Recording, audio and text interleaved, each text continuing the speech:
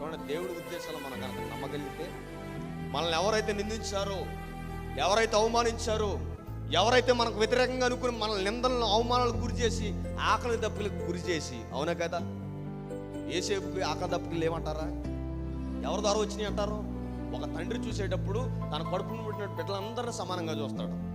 కానీ సహోదరుల్లోనే ఉంది, వాళ్ళ యొక్క ఆలోచనలోనే ఉంది. వాళ్ళు ఏం చేసుకుని ఏం చేయాలని యోసేపు తలంచారో తెలుసా? ఇతను చంపేద్దామని నిశ్చయించుకున్నారు. అబ్బాయి చనిపోయడం కాదు, శ్రమలకు అప్పగించేద్దాం అనుకున్నారు. శ్రమలకు అప్పగించేయడం కాదు, అమ్మేద్దాం అనుకున్నారు. అమ్మేశారు. కానీ వాళ్ళ ఆలోచన సమస్తాన్ని వ్యతిరేకం చేశాడు దేవుడు. ఈ సందర్భం మనం చూడగలిగితే తన చివరి ముగింపు పలుకుల్లో వారందరూ కూడా వచ్చి ఎవరి దగ్గర నిలబడడం తెలుసా? యోసేపు దగ్గర నిలబడ్డారు. ఇప్పుడు యోసేపు ఏం చేయాలి? వాళ్ళని మనమైతే ఏమంటాం? ఒరే, పలానా రోజు మీరు నన్ను అమ్మేద్దాం అనుకున్నారా, ఆ గోతులో పడే చంపేద్దాం అనుకున్నారా, నన్ను నిందలో అవమాన పాలు చేశారా, మీకు జరగవలసిన శాస్తి పడంరా అంటాం.